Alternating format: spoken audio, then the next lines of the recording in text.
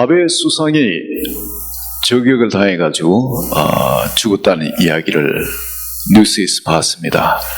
참 개인으로 안타까운 그런 예입니다. 그렇지만은 그 저격한 그 사람이 참 누구였는가? 한국 사람이었는가? 제일 교포였는가? 좀 사실 궁금했습니다. 뭐 다른 사람들도 궁금했을 거예요. 그런데 알고 보니까 일본 자위대 장교 출신이라 그럽니다. 아직 젊은 사람인데. 그러면서 마음에 그렇다면 정신이 똑바른 사람인데 그것도 일본 장교가 자위대 장교 같으면 얼마나 정신 무장을 많이 받습니까? 훈련을 받은 사람인데 그런데 아베 수상을 그것도 우익의 선봉인데 그를 죽였다는 거. 이거 일본에서 안 일어나는 일이잖아요. 그런데 이 일이 일어났고 그래서 그 사람은 제가 볼 때 딴 것보다도 이게 그 사람 마음속에 간절한 부르짖음, 정말 온 세상 사람들한테 그리고 일본 사람들한테 외치고 싶은 외침이 총성으로 나왔을 뿐이라. 그 사람 가슴 속에는 정말 절절한 외침이 있었는 겁니다. 자기 인생이 끝나버려도 괜찮은 거예요. 아베를 죽였기 때문에 자기가 어떻게 정치인들이 자기를 완전히 죽이고 평생 감옥에 무기수로 있을 수도 있고 어쩌면 살해당할 수도 있을 겁니다.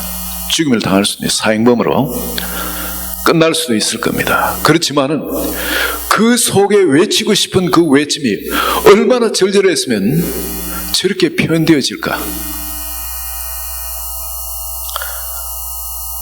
우리가 봤을 때 일본은 지금 까란지가고 있습니다. 일본 열도도 그렇지만은 일어난 일들이 지진이라든지 태풍 같은 거 그것도 사상 유례가 없이 이상하게 일본 열도에만 그렇게 심하게 물바다를 만들고 그러지 않습니까?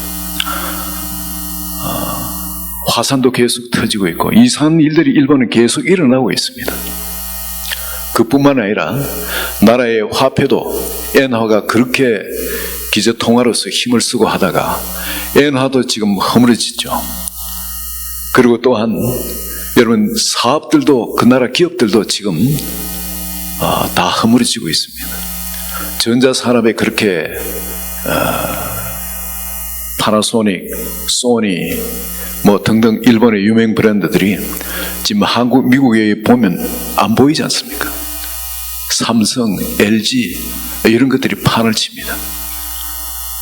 전자산업도 다 막혀버렸고 첨단 산업이라는 그 반도체도 도시반이 뭐 등등 해서 그 반도체들이 전부 다 지금 다 망했습니다. 망하고 남은 건 대만하고 같이 해가지고 연합해서 한국에 대항하려고 하다도 한국 삼성이 지금 또 일반 메모리 반도체뿐만 아니라 다른 전체 브레인 역할을 하는 그 반도체 그게 대만이 세계 최고 1위인데 그 업체를 앞질러 가지고 더 빠른 걸 대한민국이 개발을 해버렸습니다.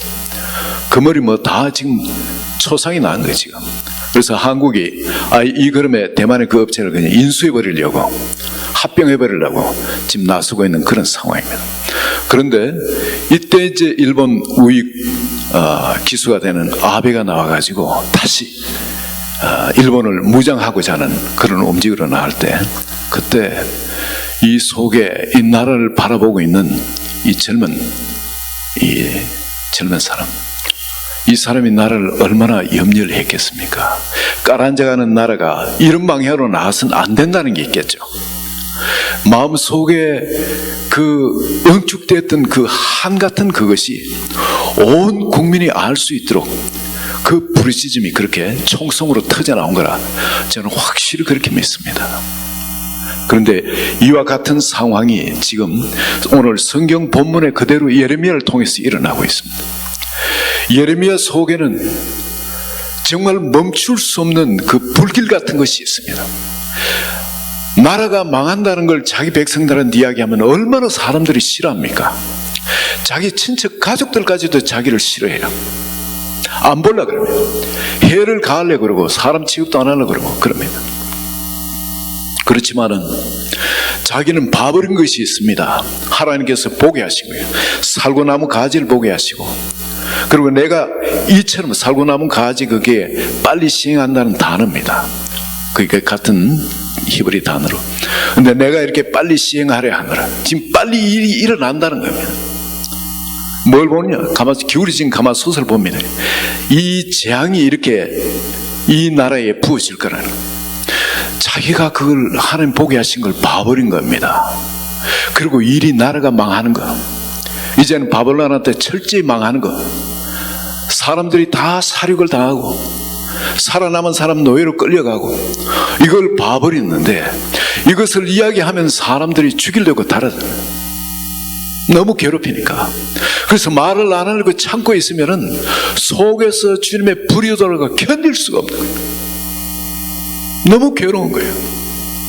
말하면 사람들이 죽이려고 달아들고 사람 취급도 안 하고, 근데 말하지 않으면 주님이 주신 그 말씀 때문에 그 속에서 견딜 수가 없는 거예요. 그리고 이대로 되어가는 이 상황, 이제 민족들이, 백성들이, 심지어 어린애까지 어떻게 처참하게 죽고 멸망당할 것이, 그걸 보는 겁니다. 하나님께서 주신 그 언약들이 어떻게 이 땅에서 완전 소멸될 것이, 그걸 보는 겁니다. 그때 예레미야가 그 속에서 외치는 이 소리는 그저 사람들은 들어도 좋고 안 들어도 좋고 어떤 그런 이야기가 아닌 겁니다. 속에서 절절히 그냥 목숨을 거기에 걸고 선포를 하는 겁니다. 왜냐하면 이건 살고 죽는 문제이기 때문에 그래요. 예레미야가 시위대 뜰에 갇혔을 때에 벌써 두 번째 갇혔습니다. 그 속엔 아무도 들을 사람이 없습니다.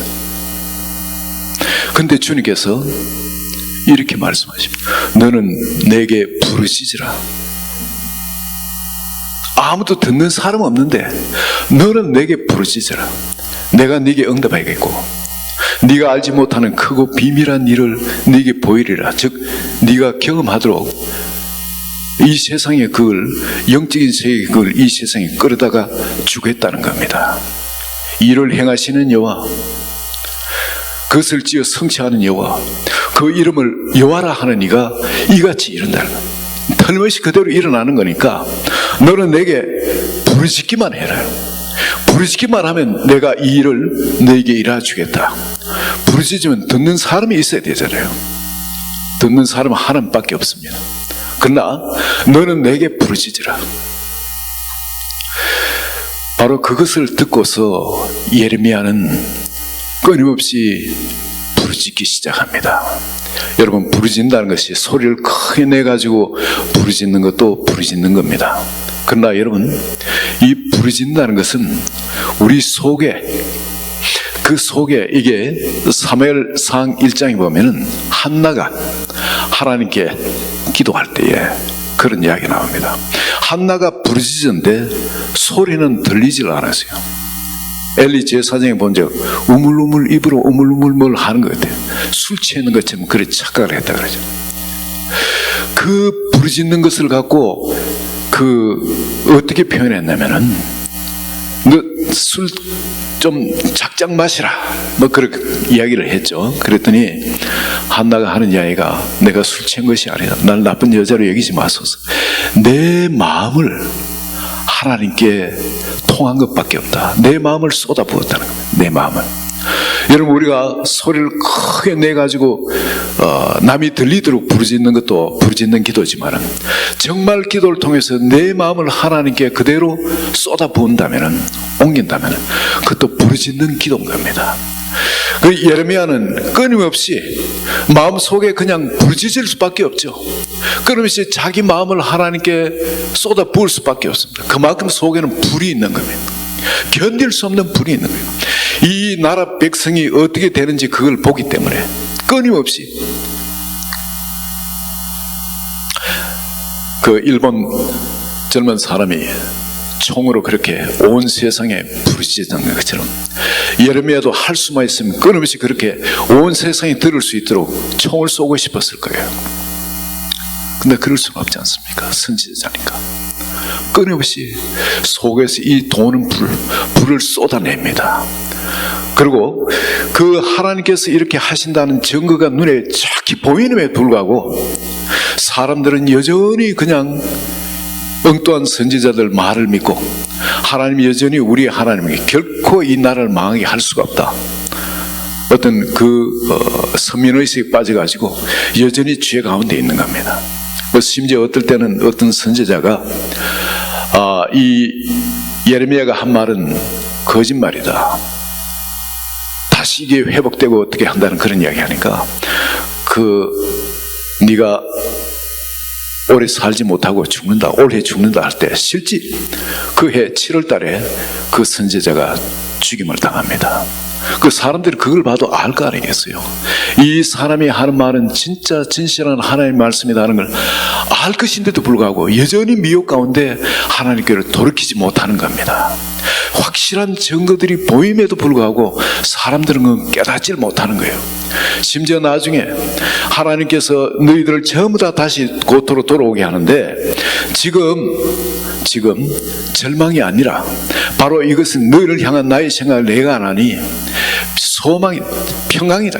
장래의 소망을 주려는 생각이다. 하나님께로 돌아오기만 하면 이 모든 이 어려웠던 이 시간들이 하나님께서 주시는 평강, 축복 가운데 회복이 되어진다. 하나님은 너희를 그냥 실어버린 사람이 아니라 지금 이렇게 버리지만 나중에 70년이 차면은 다시 돌아오게 해서 너희를 이렇게 회복시키신다. 하나님께서 계속 예레미야를 통해서 그런 말씀을 선포하게 하십니다. 그렇지만도 사람들은 하나님께 돌아오질 않습니다. 여러분, 이런 예레미야의 그 외침이 어떤 외침이었겠습니까? 아무리 외쳐도 백성들은 반응이 없습니다. 여전히 죄악 가운데 들어가는 거예요. 여전히 미혹 가운데 거하는 그 사람들을 보면서 예레미야의 속에 그 돌고 있는 그 불은 외칠 때마다 불의에서 사람들한테 나왔을 겁니다. 그런데 여기에 외치는 분이 누군지 아세요? 왜 예레미야 보고 외치라 하겠습니까? 예레미야는 하나님은 우리가 외치기 전에도 우리의 생각을 아신 분이지 않습니까? 꼭 예레미야가 외쳐야만이 하늘에서 그 일을 하나님이 일하 주시는 분입니까? 그리고 하나님은 예레미야가 없어도 그 일을 하실 수 있는 분 아닙니까? 천사를 통해서도 말씀하실 수 있는 분 아니겠습니까? 근데 예레미야를 선지자로 세워가지고 왜 그런 말씀을 하시냐 이겁니다. 여러분, 이 예레미야서를 통해서 지금 우리는 누굴 봐야 되냐면 우리를 향한 하나님의 마음을 봐야 됩니다. 예레미야가 외친 이것이 누가 외치고 싶은 것입니까? 하나님이 부르짖고 싶은 것이에요. 사람들한테 하나님 자기 자신이 우리한테 부르짖고 싶고 쏟아내고 싶은 이것을 예레미야를 통해서 쏟아내게 하신 겁니다. 하나님이 우리한테 귀에다가 부르짖지 마라 말씀하시고 싶어 하시는 거예요. 그게 하나님은 에덴 동산에서부터 여러분 아시지 않습니까? 모든 걸 다 완벽하게 환경을 만들어 놓고 심지어 옷을 빨래 안 해도 됩니다. 밥을 안 해 먹어도 돼요. 겨울도 없고 여름도 뜨거워 여름 에어컨 틀고 막 그런 것도 없고 모든 것이 아담 이브의 소유였습니다.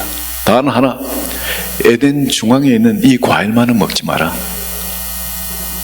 그리고 옆에 있는 생명과 바로 옆에 있는 생명과도 같이 놔뒀어요.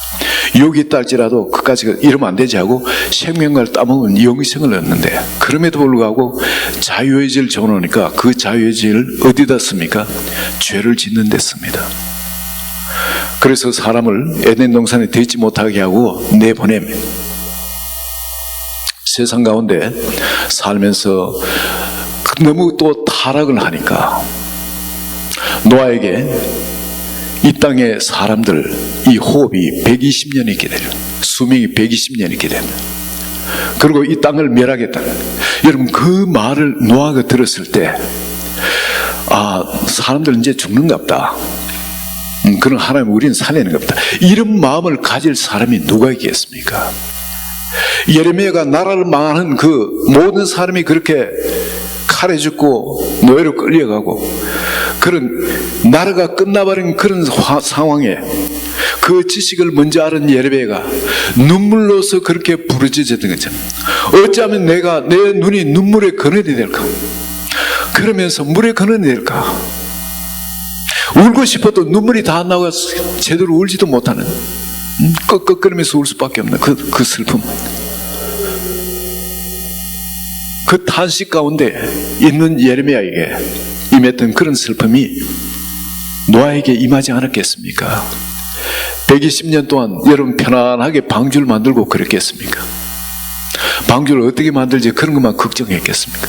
방주는 어떻게 지어지는지 그건 둘째고, 이 땅에 죽어갈 그 사람들, 자기 가족들, 친척들, 구원받을 사람이 얼마 안 되잖아요.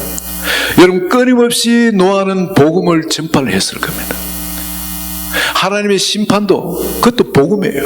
이 죄 가운데 죽지 말고 구원 얻으라는 복음인 겁니다. 눈물로 복음을 전파했을 겁니다.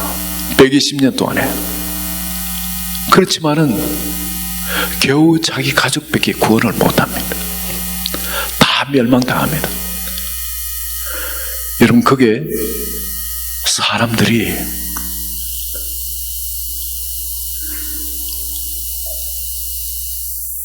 하나님의 아들, 딸들, 타락한 가인의 자녀들 뿐만 아니라 세대의 자녀들, 하나님이 새롭게 한 세대 자녀들이 수도 없이 많았습니다.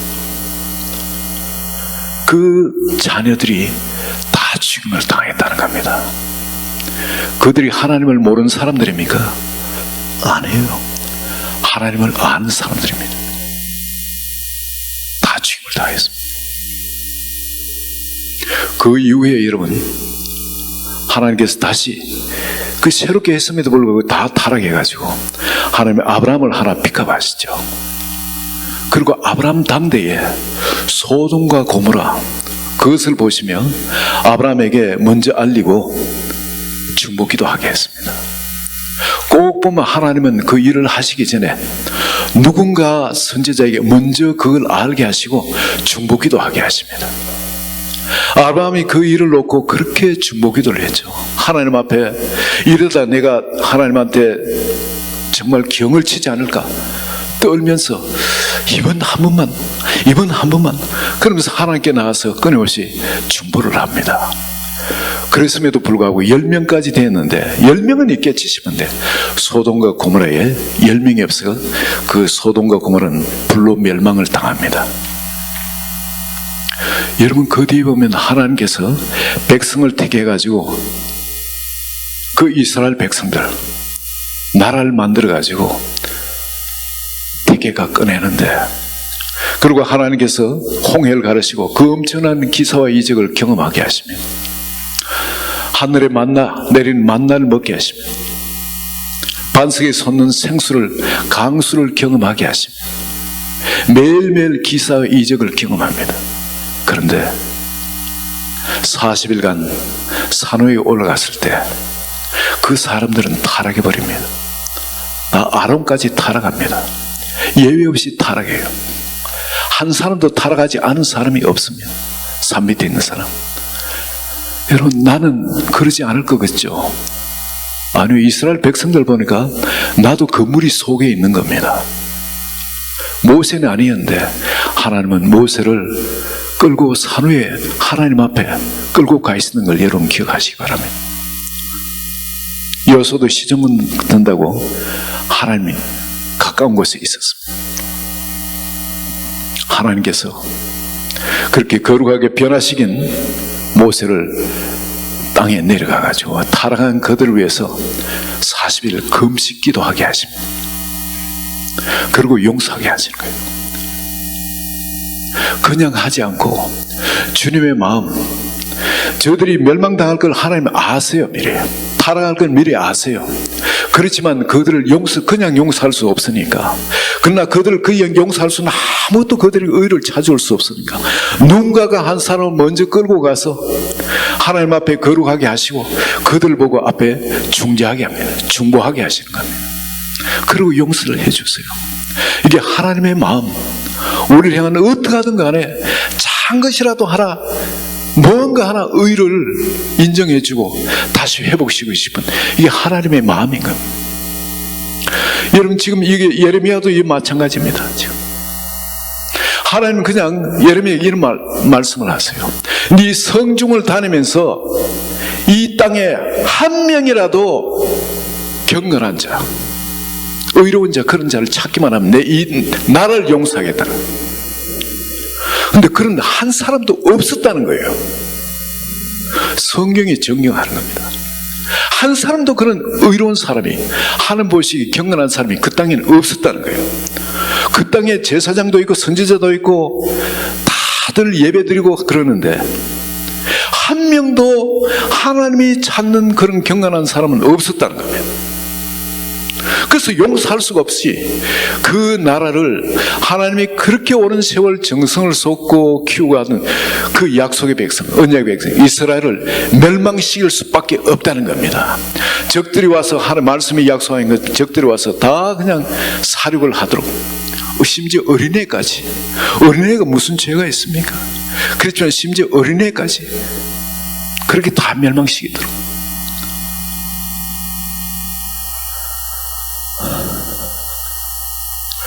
하나님께서는 예레미야가 무슨 특별한 사람이라서, 예레미야는 얼마나 거룩한 사람이라서 하나님이 그렇게 하셨는가?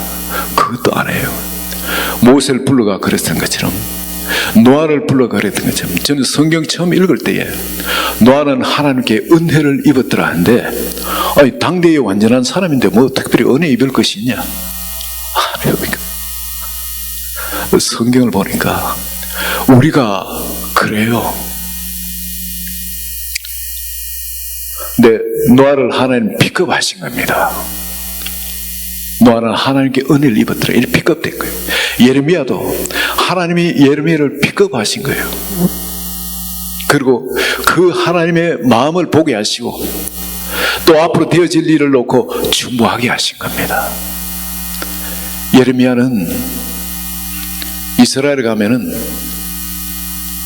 참 통곡의 벽이라고 있죠.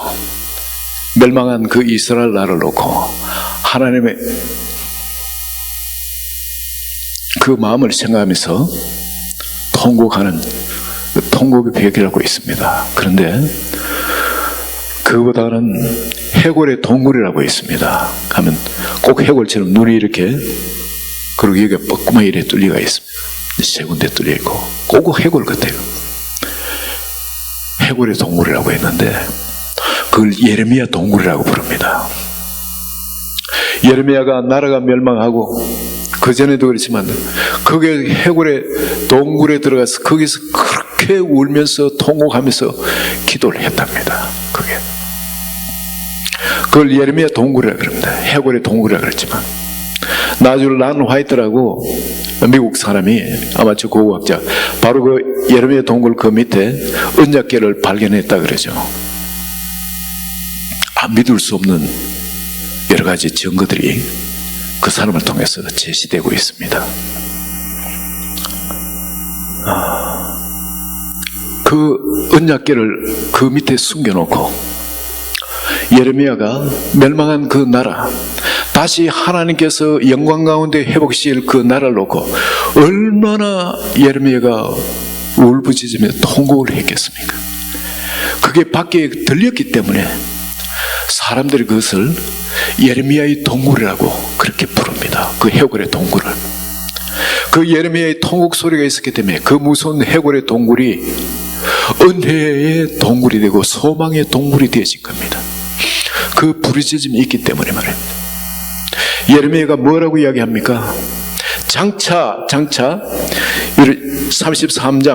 6절 한번 보시기 바랍니다. 그러나 보라, 내가 이 성을 치료하여 고쳐 낫게 하고 평강과 성실함에 풍성함을 그들에게 나타내요. 치료해 주시겠다면 다시 이 예루살렘을 치료해 주시겠다는 겁니다. 그리고 7절에는 내가 유다의 포로와 이스라엘의 포로를 돌아오게 하여 그들을 청과같이 씌울 것이며 온 나라 백성들을 다시 포로로 갔던 그 사람들을 다시 돌아오게 한다. 70년 만에 돌아오게 하기란 예레미야의 예언대로 정확히 70년 만에 50년 만에 희년에 돌아와서 이들이 70년 만에 성전을 완공하고 하나님께 예배를 드립니다. 8절에 보면 내가 그들의 모든 죄를 사하게 하겠다. 성전에 예배가 있음으로 해서 그들의 죄가 비로소 사해지게 됩니다. 그리고 9절에 보면은 이제 이 성읍이 회복되어 가지고 열방에 기쁜 이름이 되어질 거예요. 기쁜 이름이. 그리고 이들에게 베푼 복을 모든 세상 모든 사람이 알게 될 것이라. 10절에 보면 11절에 보면 나 여호와가 이같이 말하노라. 이제 이 나라가 이 성읍이 열방 가운데 하나님의 기쁨이 되어지고 하나님께 올려드리는 찬양이 되어지고 또 감사가 되어질 바로 그런 성읍이 되도록 그 나라가 되도록 하나님이 회복시키셨다 그럽니다. 그리고 그 정확하게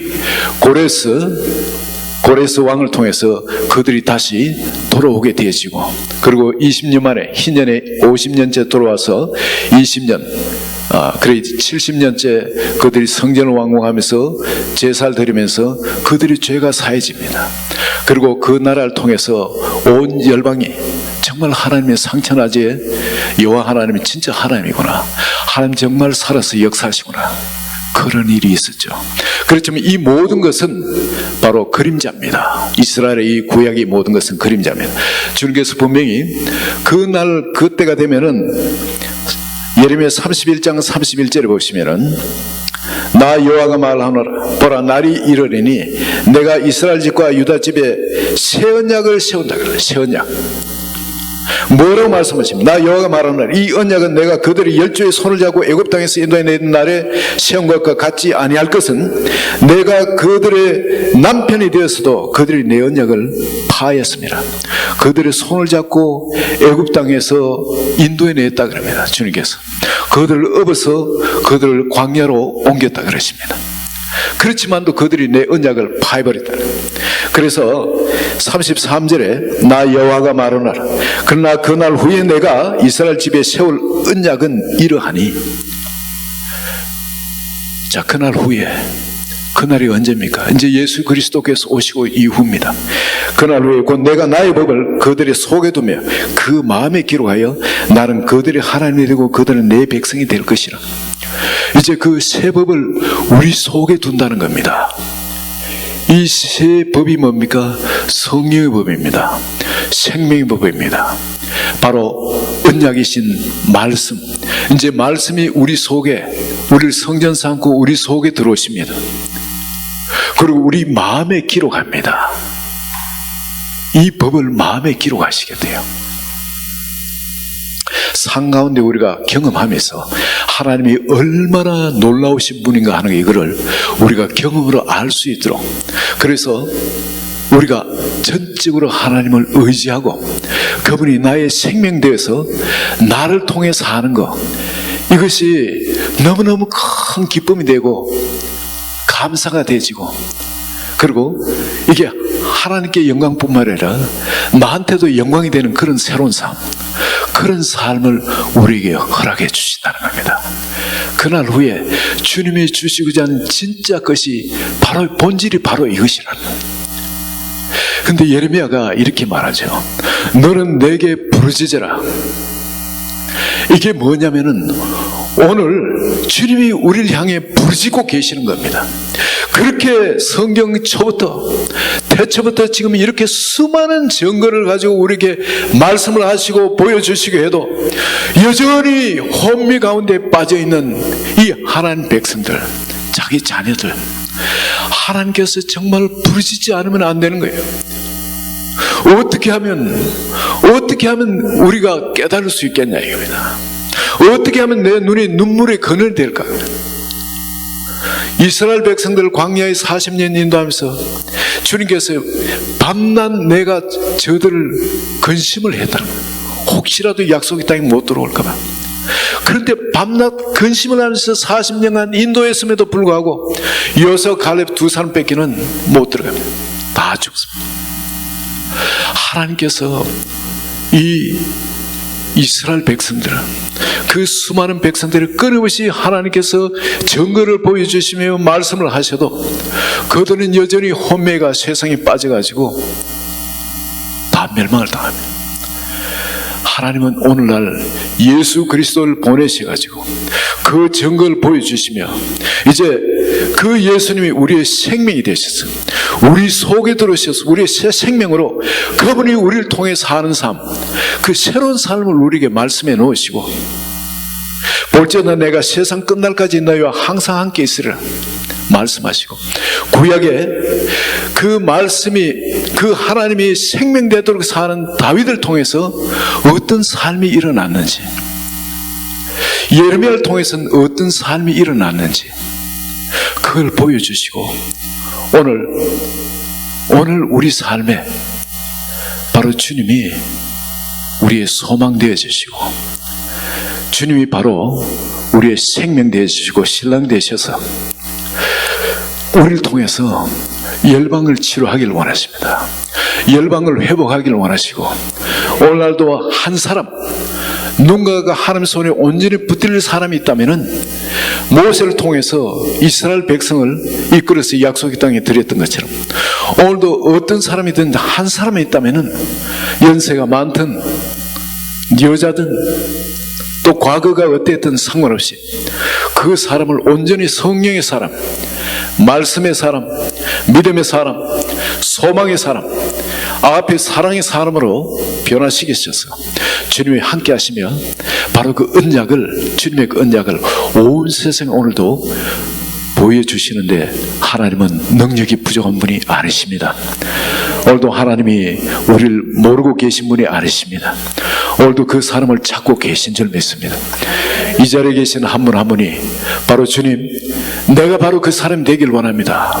주님께 부르짖으면서 마음속으로 소리 크게 내 부르짖지 않다 할지라도, 마음속으로 부르짖는다 할지라도 그럼 주님 앞에 전심으로 나의 전존자를 항상 부르짖으며 주님 나의 전부가 되어 주소서, 그렇게 기도하시는, 부르짖는, 또 주님의 부르짖음이 우리를 통해 세상에 나타나는 한 분 한 분 되시기를 예수 그리스도 이름으로 축원드립니다.